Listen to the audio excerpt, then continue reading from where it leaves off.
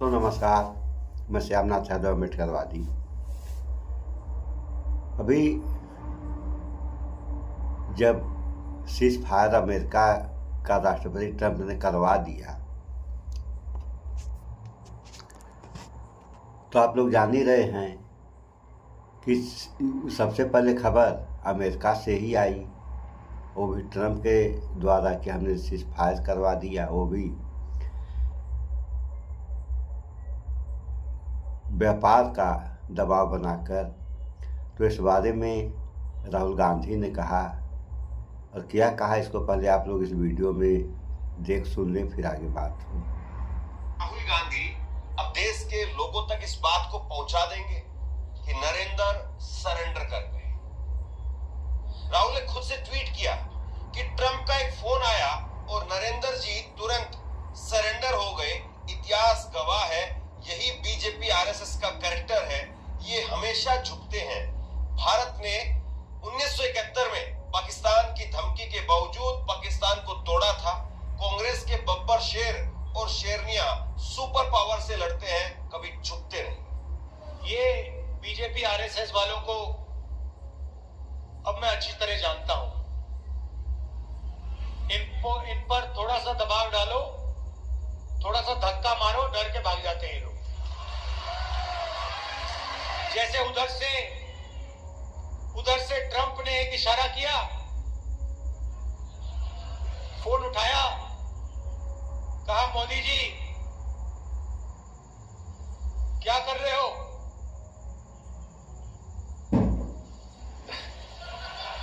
Narendra surrender.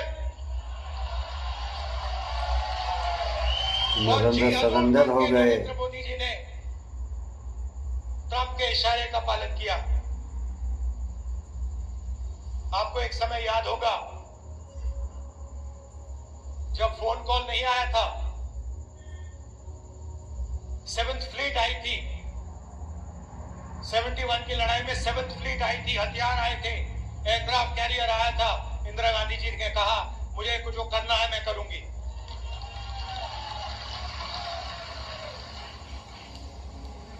ये फर्क है, इनका कैरेक्टर है। ये सारे के सारे ऐसे हैं। आजादी के समय से सरेंडर वाली चिट्ठी लिखने की आदत है। 1 सेकंड में थोड़ा सा दबाव पड़े, भैया ये लो। हाँ, तो ये इनका कैरेक्टर है। कांग्रेस पार्टी सरेंडर नहीं होती है। गांधी जी, जवाहरलाल नेहरू, सरदार पटेल, ये सरेंडर वाले लोग नहीं हैं। ये सुपर पावर से लड़ने वाले लोग हैं। राहुल गांधी ने मध्य प्रदेश में आज करीब 32 मिनट का भाषण दिया और शुरुआत में ही महज 2 मिनट में, उस 2 मिनट के अंदर पार्टी की तमाम नेताओं के अभिवादन और बाकी सब फॉर्मेलिटीज वो भी पूरी हो गई और राहुल गांधी सीधे इस बात पर आ गए कि नरेंद्र सरेंडर। अब इस बात को जरा देखिए आप, उन्होंने कोई लंबी चौड़ी भूमिका नहीं बनाई या पहले 10-15 मिनट तक कुछ और बातें बोलते रहे और फिर जाकर के इस बात पर नहीं आए। वो डायरेक्ट पार्टी की नेताओं का अभिवादन किया और उसके बाद में जातिगत जनगणना की बात पर बोले और उसके बाद तुरंत इस बात पर आ गए। और फिर उसके बाद में राहुल गांधी ने 32 मिनट तक इस भाषण में करीब 19 मिनट खर्च कर दिए सीज फायर को लेकर के, जातिगत जनगणना को लेकर के, इन मुद्दों पर खर्च कर दिए, अडानी पर खर्च कर दिए और फिर कांग्रेस को लेकर के, मध्य प्रदेश को लेकर के उन्होंने बात की। इसके बाद राहुल गांधी ने कहा कि मौजूदा समय में 2 देश बन रहे हैं। मोदी जी बात कर रहे हैं कि हम देश को चौथी सबसे बड़ी अर्थव्यवस्था बना रहे हैं, सपने देख रहे हैं, सपने देखिए। लेकिन हकीकत यह है कि जब तक आप हिंदुस्तान में हर आदमी के हाथ में पावर नहीं देंगे, हर आदमी को ये सपना नहीं दिखाएंगे, हर आदमी के अंदर ये उम्मीद नहीं जगाएंगे कि वो भी आगे बढ़ सकता है, तब तक हिंदुस्तान चौथी सुपर पावर बनना तो दूर छोड़ दीजिए, आगे भी नहीं बढ़ सकता है। दो हिंदुस्तान बन रहे हैं, एक 90% का और दूसरा चुने हुए लोगों का 5-7% का। बड़ी बड़ी बातें होती है सुपर पावर बनेंगे, ऐसे कोई सुपर पावर नहीं बनता है।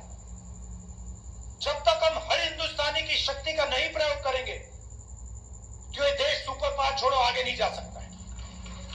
ये सच्चाई है। जो भी सपने देखने देख लो, कभी नहीं हो सकता। हिंदुस्तान जब ही आगे बढ़ता है जब इस देश की पूरी शक्ति का प्रयोग होता है, जब सब लोगों को लगता है कि हमारी। यह बात तो सही है।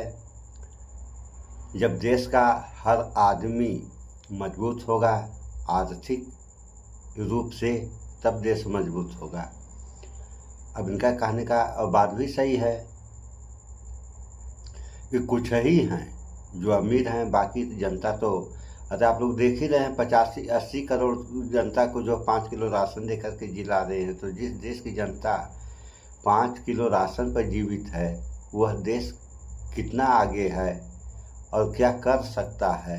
कहने को आदमी कुछ भी कहे, कहने से क्या होने वाला है कि जबान चला देनी है और जनता जो है भ्रम में आ जाती है कि नहीं ये बात जो है सही है। और कितना सही है उसको जनता को भी सोचना चाहिए, और जो ये सपना दिखा रहे हैं उनको भी सोचना चाहिए कि मैं जो सपना दिखा रहा हूँ यह हकीकत में बदल पाएगा या नहीं बदल पा रहा। तो ऐसे सपने दिखाने से क्या फायदा। आगे सुनिए आप लोग।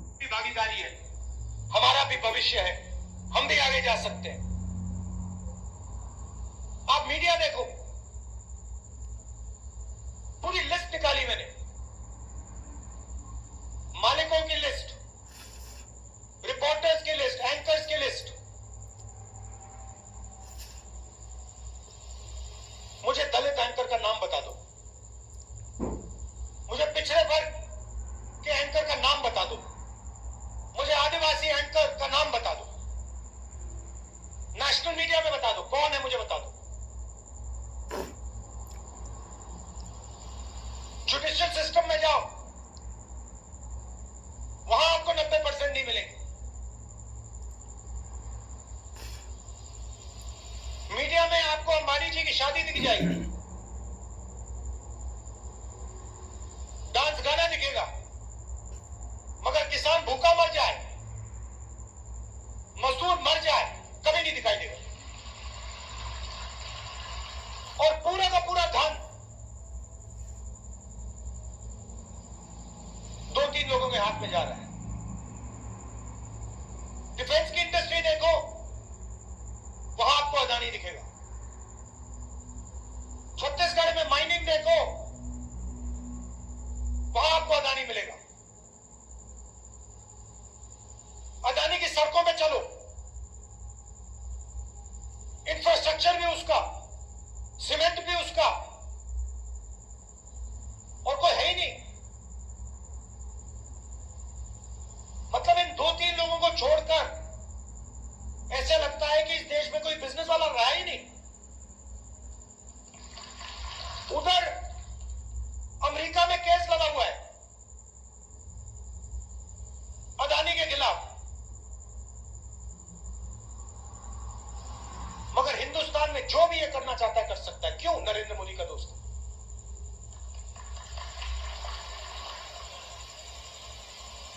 तो हो क्या रहा है? 90% को परे कर दिया, गरीब जनरल कास्ट को परे कर दिया, और सारे के सारे बिजनेस यही 5-6 लोगों को दे रखे हैं। राहुल गांधी के भाषणों में आजकल वो पहनापन नजर आ रहा है जिसको लेकर के चर्चा होती थी। कहा जाता था कि राहुल गांधी का भाषण बड़ा बोरिंग रहता है, लोग उसको सुनते नहीं हैं, और दूसरे लोग तो छोड़ दीजिए, पार्टी के नेता कार्यकर्ता वो राहुल गांधी की बात सुनने के लिए तैयार नहीं है। या बहुत बार ये कहा जाता था कि राहुल गांधी बोलना कुछ और चाहते हैं, बोल कुछ और जाते हैं। राहुल गांधी ये, राहुल गांधी वो, तमाम तरह की बातें कही जाती थी। लेकिन आज मध्य प्रदेश में शुरुआत में 19 मिनट तक उन्होंने जब राष्ट्रीय राजनीति पर बोला, उसमें जो बड़ी चंक निकल करके आए मैंने आपके सामने रखे। उसके बाद में जब वो 19 मिनट से मध्य प्रदेश की बात करने लगे तो शुरुआत में ही उन्होंने वो करंट पैदा कर दिया जिसके लिए शायद वहां पर मौजूदा वक्त में जो लोग आए हुए थे, जो बैठे हुए थे, वो सुनना चाहते थे। और उसमें नेताओं की कतार वाले लोग नहीं, बल्कि पीछे बैठे हुए लोग। और राहुल गांधी ने कहा कि मध्य प्रदेश के इस कमरे के अंदर ऐसे लोग बैठे हुए हैं जो 20% लोग अगर जाएंगे तो बीजेपी को उखाड़ करके फेंक देंगे। बीजेपी को हराने का टैलेंट बैठा हुआ है, मगर आपके हाथ बंधे हुए हैं।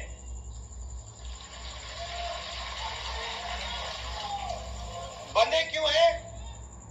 क्योंकि आपकी आवाज कांग्रेस पार्टी के संगठन में ठीक से नहीं सुनाई देती है।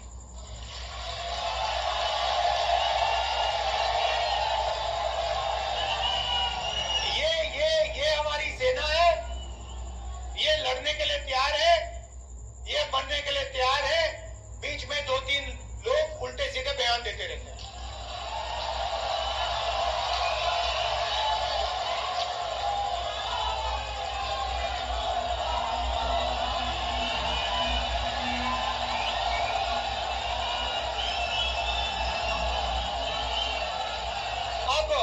अब कोई ऐसे लोग हैं जो फ्रस्ट्रेशन में दे देते हैं, कोई ऐसे लोग हैं जो थोड़ा बीजेपी का भी काम कर लेते हैं। और हमें कहीं ना कहीं से तो शुरुआत करनी होगी। तो वर्किंग कमेटी ने निर्णय लिया है कि शुरुआत डिस्ट्रिक्ट और डिस्ट्रिक्ट प्रेसिडेंट के पोस्ट से होगी और वहां से उस शुरुआत से हम पार्टी को मध्य प्रदेश में, गुजरात में, बाकी प्रदेशों में खड़ा करेंगे। अब यहां पे डिस्ट्रिक्ट प्रेसिडेंट आए हैं और आप में से ऐसे लोग होंगे जो पूरी शक्ति के साथ, दिल के साथ कांग्रेस पार्टी के लिए काम करते हैं। और ऐसे भी लोग होंगे जो थोड़ा थक गए हैं या जिनका मूड ठीक नहीं है, जो ज्यादा टेंशन लिए हैं। अब रेस के घोड़े और बारात के घोड़े को अलग तो करना ही पड़ेगा। और पहले मैं कहता था 2 टाइप के हैं, एक रेस का घोड़ा है। कांग्रेस पार्टी कभी कभी रेस के घोड़े को बारात में भेज देती है, ये कमलनाथ ने कहा है। और कभी कभी बारात के घोड़े को रेस की लाइन में खड़ा कर देती है, उसको पीछे से वो एक चाबुक पड़ता है, वो वहीं बैठ जाता है। मगर एक तीसरी कैटेगरी है, एक हुआ बारात का, दूसरा हुआ रेस का, एक तीसरा भी होता है। कौन सा होता है? लंगड़ा घोड़ा। तो ये छांटना है हमें, जो दौड़ में जीत सके लंगड़ा घोड़ा। बारात का कौन सा है? बारात वाले को बारात में भेजना है, रेस वाले को रेस में डालना है और लंगड़े वाले को रिटायर करना है।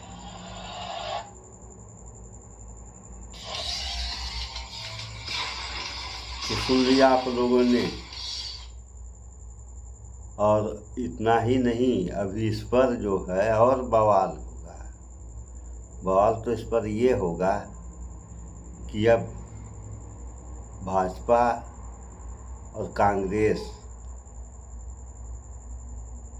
अब ज़बानी युद्ध करेंगे। तो इस पर एक थोड़ा सा एक पोस्ट भी है, आप लोग देख लें। तो इसका लेख है, ट्रंप का एक फ़ोन आया और नरेंद्र जी तुरंत सरेंडर हो गए। राहुल गांधी पोस्ट देख लें आप लोग, ये है पोस्ट। तो ये सब हो रहा है। तो जो भी सरकार है, देखें पोस्ट फिर देख लें आप लोग। इसे थोड़ा साफ नहीं दिख रहा है, इसको हम कोशिश कर रहे हैं कि थोड़ा साफ हो जाए। हाँ, साफ हो गया थोड़ा। आप लोगों इसको ये है, देख लिया आप लोगों ने। तो ये देश है 140 करोड़ आबादी का, सारे लोग खुशहाल रहें। खुशहाल कैसे रहेंगे जब सरकार रोजी रोजगार देगी, कल कारखाने देगी, खोलेगी, तब देश खुशहाल होगा। कहने से नहीं कुछ होने वाला है। भाईचारा बनाकर और विकास कैसे हो, अगर सरकार फेल है तो जनता को भी तो सोचना चाहिए कि अगर सरकार फेल है तो हम लोग क्या करें कि कुछ तो विकास हो, अन्यथा क्या होगा इस देश और देश की जनता का, ये कहने की ज़रूरत है नहीं, आप सारे लोग जानते हैं। सो इस वीडियो में इतना ही। स्वच्छता अपनाएं, शुद्ध खाएं, स्वस्थ रहें, शिक्षित बने। जय विज्ञान, जय संविधान। नमस्कार।